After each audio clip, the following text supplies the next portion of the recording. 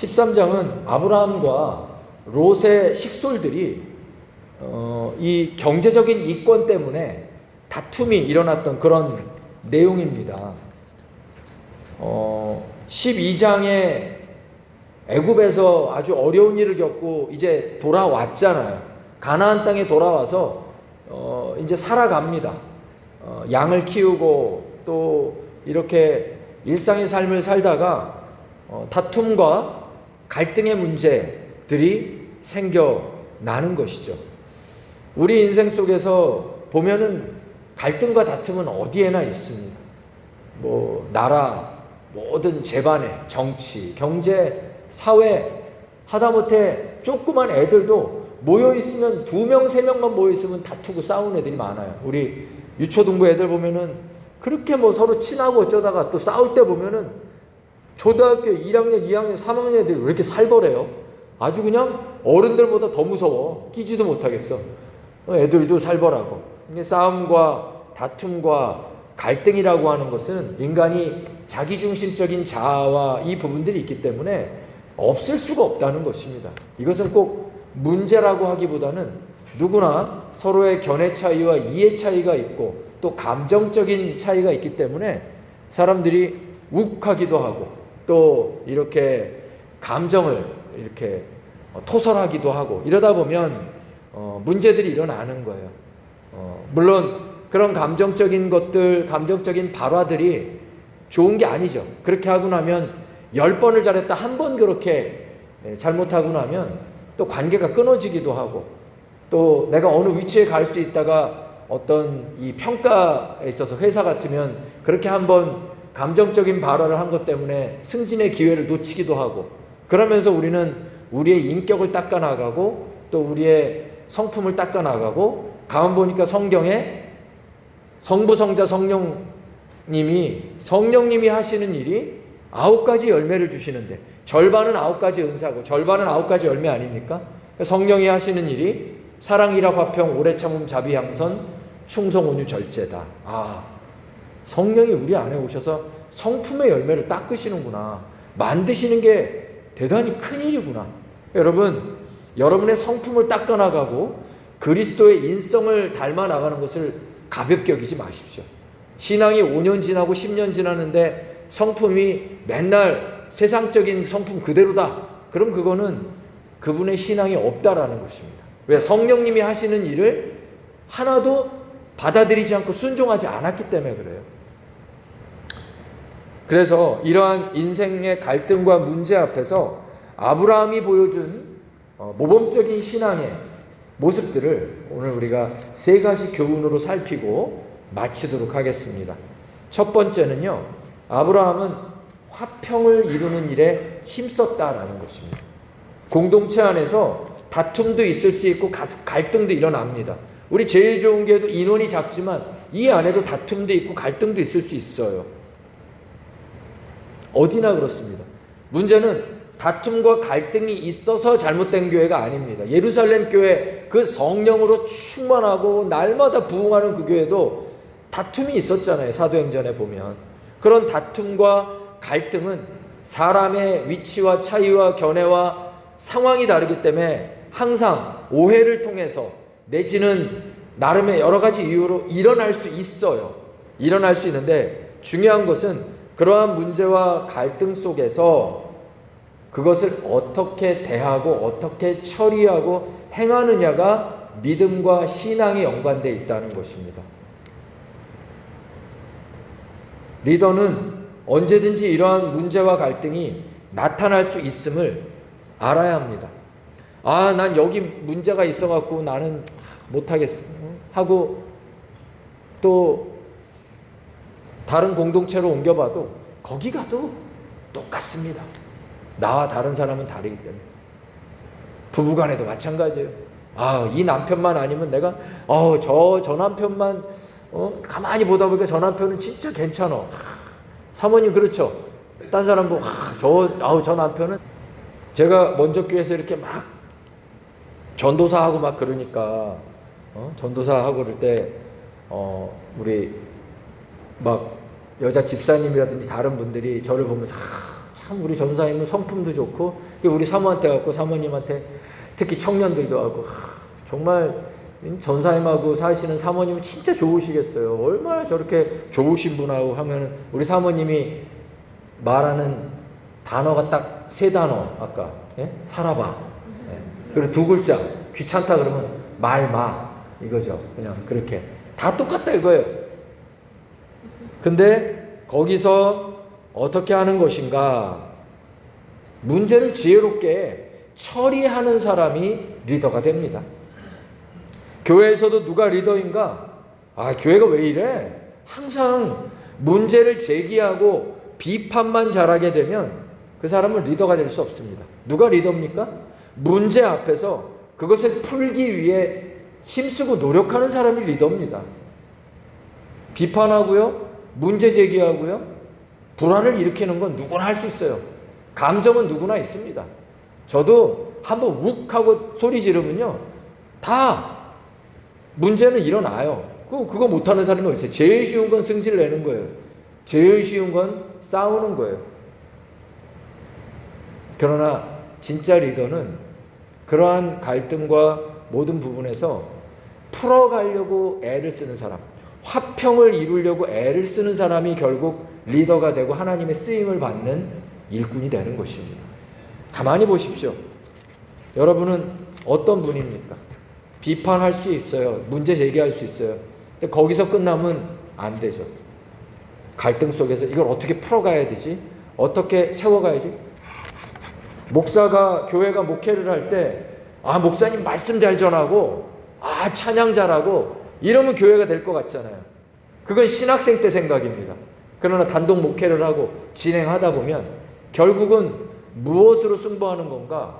영성인데요. 그 영성 안에 리더십이 들어가 있습니다. 영성 안에는 말씀도 잘 전해야 되고 기도도 열심히 해야 되고 하는데 리더십도 있다는 거예요. 즉 리더십은 무엇입니까? 전체 공동체를 아우를 줄 아는 사람. 아우르려면 어떻게 돼요? 아우르려면 참을 때 참을 줄 알아야 되고 문제와 다툼 앞에서 그런 부분이 있을 수 있음을 인정하면서 풀어가려는 여타의 방법과 지혜와 노력들을 행하는 사람이 리더십을 갖춘 겁니다. 문제만 보면 도망치고. 하나님 앞에 아브라함은 다툼과 갈등 앞에서 먼저 화평을 이루려고 롯을 찾아갔고요. 그리고 본문을 보니까 대화합니다. 우리 풀어가자. 이렇게 얘기해요. 그래서 아브라함이 리더인 것입니다. 풀 줄 모르는 사람은 리더가 되기 어려워요. 교회도 마찬가지입니다. 아브라함은 풀어요. 마태복음 5장 9절에 예수님은 9가지 복 중에 화평케 하는 자가 복이 있다라고 하는 화평을 이루려고 노력하는 자가 참으로 복된 사람이다라고 그 9가지 복 중에 하나를 화평으로 넣으셨습니다. 공동체 안에는 두 부류의 사람들이 항상 나타납니다.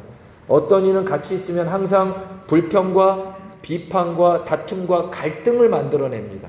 반대로 어떤 이는 다툼과 갈등을 정리하려고 하고 화평을 이루려고 합니다. 누가 하나님 나라의 리더가 되는가? 바로 화평의 사람이 돼야 된다는 거예요. 기독교인이 거룩함을 이루어가는 3가지 영역이 있었다고 전에 우리 큐티 세미나를 할 때 공부를 했는데 기억나시는지 모르겠어요. 기독교인이 거룩함을 이루어가는 3가지 영역은 세계관과 문화와 언어라고 그때 우리 책에서 봤는데요. 하나님께서 내가 거룩하니 너희도 거룩하라고 하셨을 때 우리가 거룩함을 이루어가야 될 첫 번째 영역은 세계관입니다. 말씀을 통해서 세계관이 거룩해져야 돼요. 세속적 세계관은 안 된다는 거예요. 말씀의 가치로 우리의 세상을 바라보는 관점이 세계관이잖아요. 이게 달라져야 거룩해진다는 거예요. 생각의 관점이 안 바뀌면 그 사람은 거룩해지기 어렵다는 거예요. 교회를 오래 다녀도 늘 생각이 세속적이야. 그러면 거룩해지지 않죠. 두 번째는 문화입니다. 문화. 우리가 세상에서 살아가는 모든 문화의 자리에서 이것은 내가 정말 이 세상적인 것들에 대해서 너무 즐기고 있다. 그러면 이 사람은 거룩해지기 어렵다는 거예요. 문화도 되게 중요하다는 거예요. 세 번째는 언어라고. 전 여기서 놀랐습니다. 언어가 들어간다고? 우리의 거룩에는요, 언어 훈련이 대단히 중요하다라는 것이 있다라는 거예요. 참 신앙도 좋고 믿음도 좋은데 입에서 실패하는 분들이 많다. 말로 실패하는 분이 많다. 그래서 아마 이 세 가지 영역 중에 세계관과 문화와 언어가 들어있는 것 같아요. 잠언서 15장에 보면 이렇게 써 있습니다. 온순한 혀는 생명나무가 되지만 패역한 혀는 사람의 마음을 상하게 하느니라. 사람은 그 혀로 사람을 살릴 수도 있고 마음을 상하고 무너뜨릴 수도 있다. 그래서 화평케 하는 일은 대단히 중요한 일이다. 성도 여러분, 여러분은 화평케 하는 귀한 하나님의 사람들이 되시길 바랍니다. 자, 두 번째, 맺고 끊음을 정확히 하는 것이다.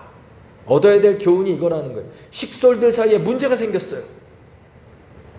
그러자 멈추지 않으니까 아브라함이요 롯과 화평케 하는 노력을 하는 것과 동시에 한 가지 결심을 합니다. 바로 이전에 나왔던 어떤 영화 제목하고 비슷해요. 헤어질 결심. 아브라함이 한 거예요. 그가 롯을 미워하거나 싫어해서가 아니었습니다. 자식이 없었던 아브라함은 죽은 형의 아들인 롯을 조카가 아닌 자식처럼 여기고 의지했다는 거예요. 아브라함과 롯은 고향을 떠나 먼 길을 가며 외지에서 서로를 기대며 함께 동고동락해온 서로 뗄 수 없는 관계였다는 거예요. 그러나 아브라함은 개인적인 의지와 인간적인 관계를 넘어 공적인 결단을 했습니다. 롯에 대한 개인적인 이 가까움이나 이 집착은 고민이 좀 됐지만 아브라함은 더 이상 롯에게 집착하지 않기로 했어요. 헤어지기로 결심했어요. 이것은 물리적으로 헤어진다라는 의미만이 아닙니다. 우리 안에 집착하고 끊임없이 이것으로 인해서 문제가 일어나는 것들에 대해 이 아브라함이 맺고 끊음으로 이 부분들을 풀었다는 거예요. 그냥 자신의 이 마음을 집착하는 마음들을 끊어버린 거예요. 헤어져 버렸어요. 이 결심이 중요합니다. 그렇게 행하고 나니까 아브라함이 많이 편해진 거예요. 또 하나, 롯은 끊임없이 세속적이었습니다.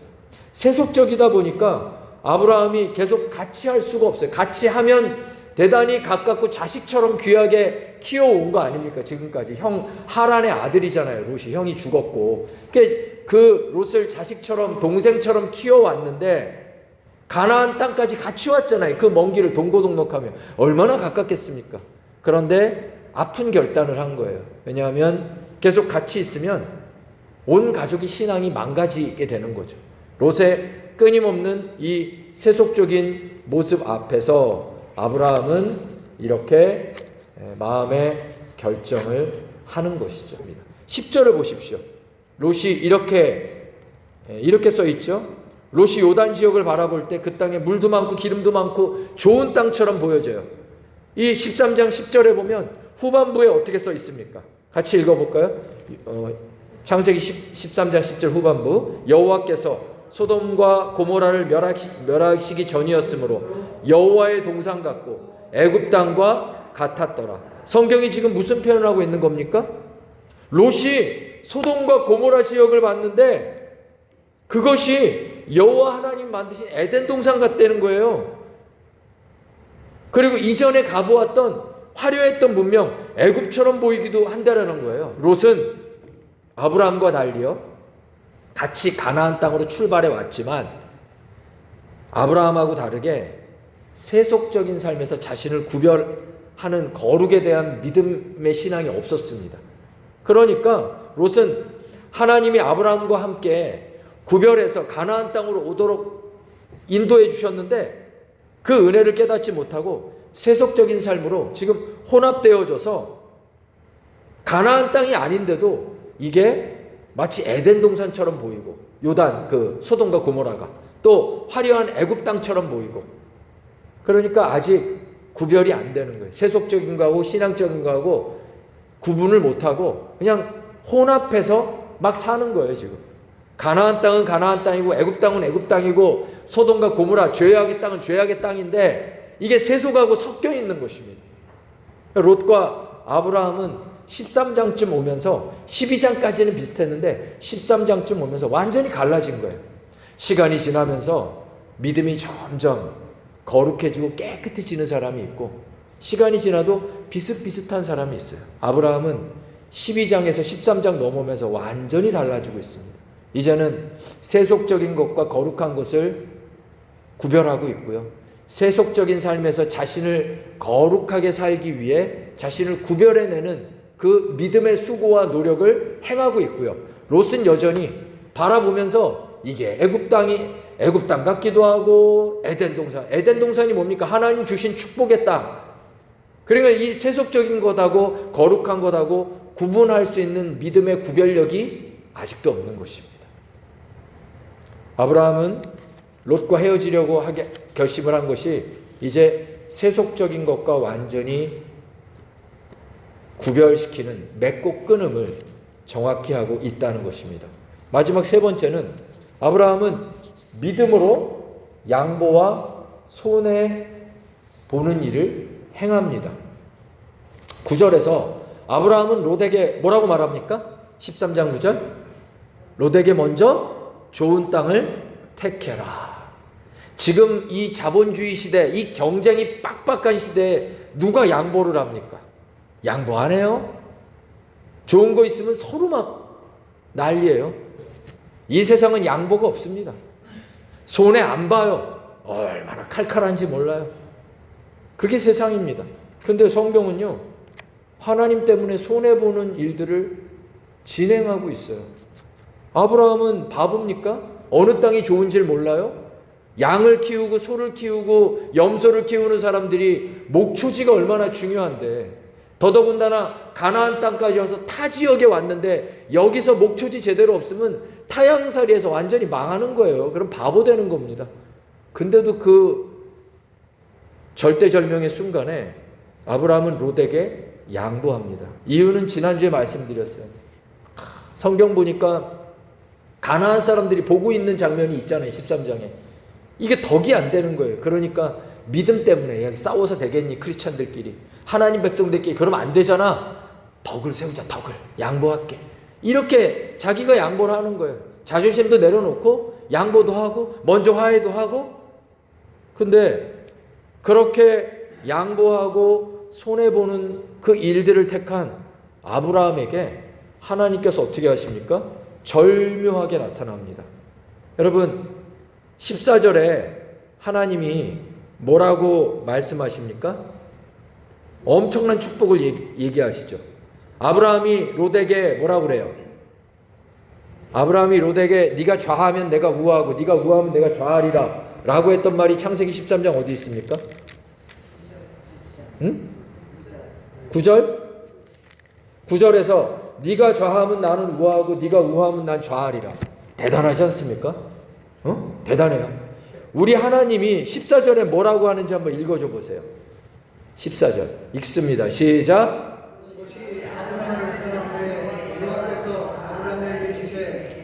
눈을 들어 너 있는 곳에서 북쪽이든지 남쪽이든지 또는 동쪽이든지,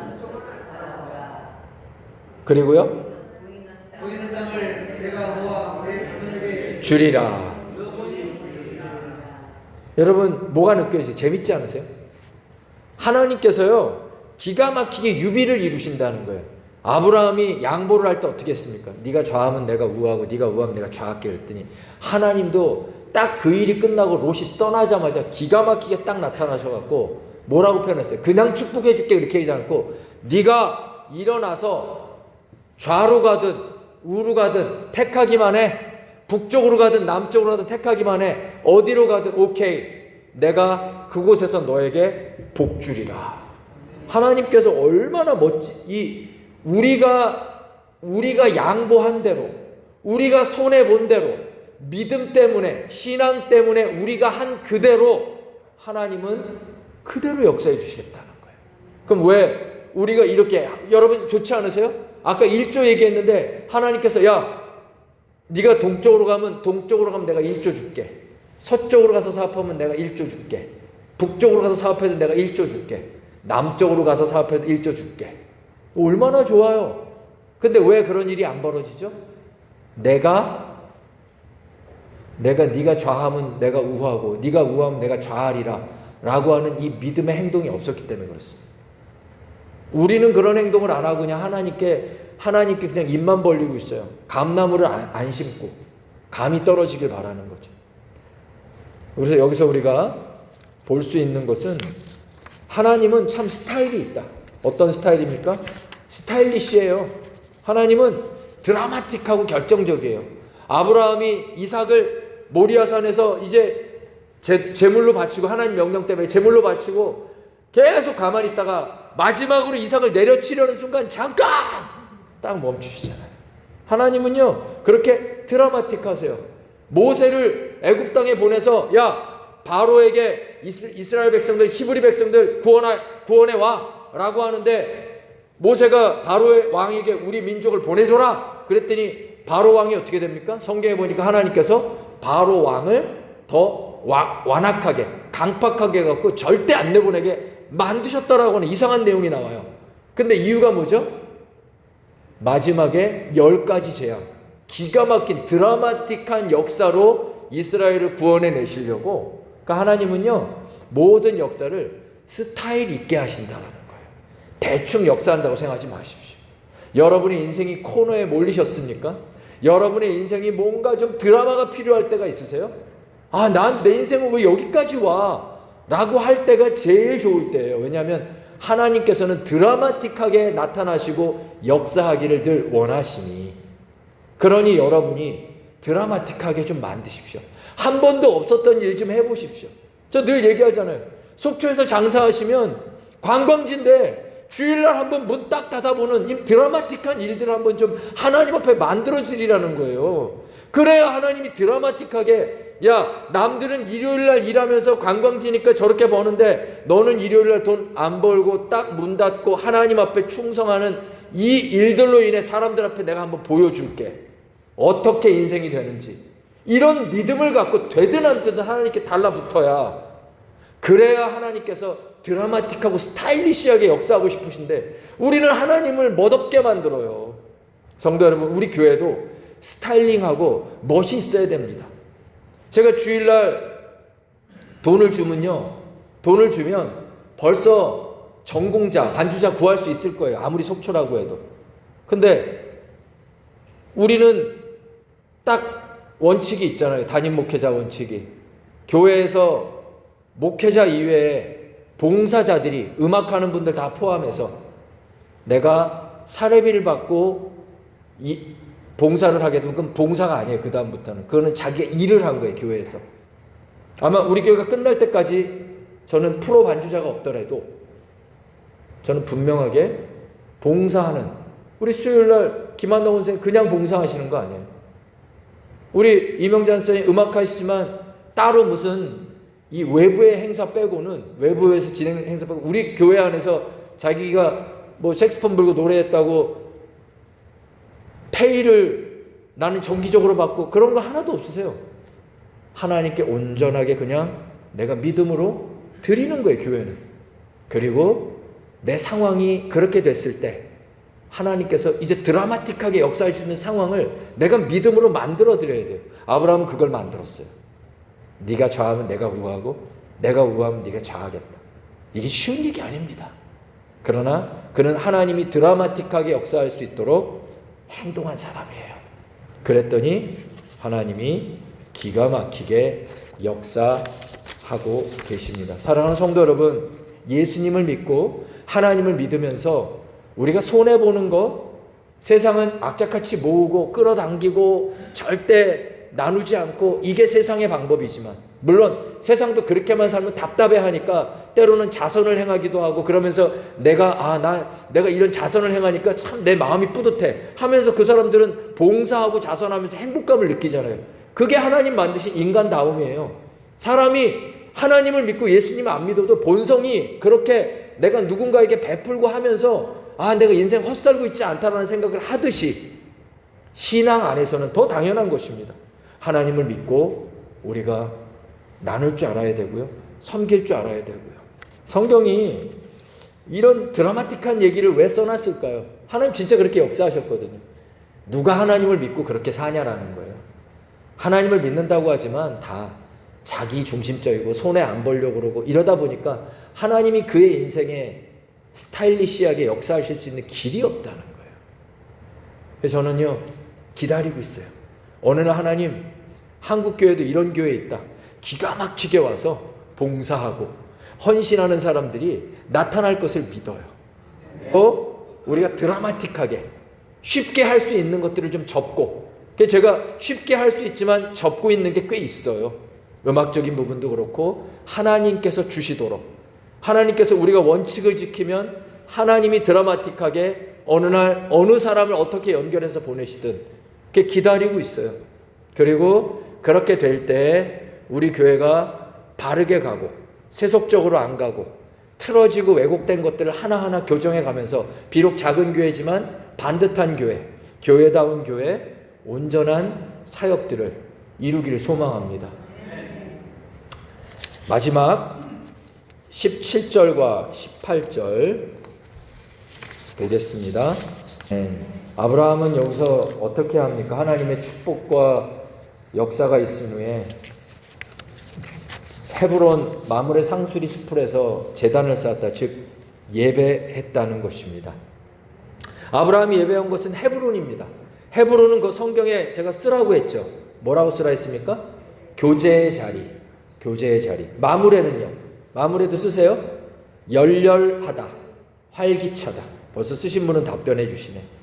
아브라함이 헤브론에서 여호와를 위해 제단을 쌓았다는 것은 그가 열렬하게 하나님께 예배드리며 하나님과 깊은 교제를 나누고 있다, 이런 뜻입니다. 예배는 뭐 하는 자리예요? 하나님이 임재하시는 자리예요. 하나님과 깊은 교제를 나누고는 아주 놀랍고 행복한 자리입니다. 수요일에 와서 수요예배 한 번 더 드린다 이 얘기가 아니에요. 이 예배의 자리에 하나님 임재하시니까 그 임재하시는 하나님의 말씀을 목회자를 통해 대리해서 듣고 그 하나님의 말씀으로 내가 위로도 받고 힘도 얻고 결단도 하고 교훈도 되고 책망도 받으면서 하나님과 하나님의 뜻대로 살겠다라고 하는 교제를 하는 거예요. 헤브론은 교제의 자리, 마므레는 열렬하답니다. 이 세상을 살아가며 여러분도 반드시 소유해야 할 땅이 어디입니까? 여러분, 헤브론과 마므레입니다. 어떤 땅이 어디에서 계시든 어느 곳에 계시든 여러분이 사야 할 땅은 헤브론, 뭐요? 교제의 자리, 마므레, 열렬하게 하나님과 교제하며 예배하는 그 자리가 여러분의 인생의 주소가 되시기를 축복합니다. 저도 이제 안산 땅 다 팔고 헤브론 땅 살려고 합니다. 그리고 마므레 상수리 숲풀도 사겠습니다. 심겠습니다. 여러분의 주소도 헤브론의 마므레가 되시기를 축복합니다.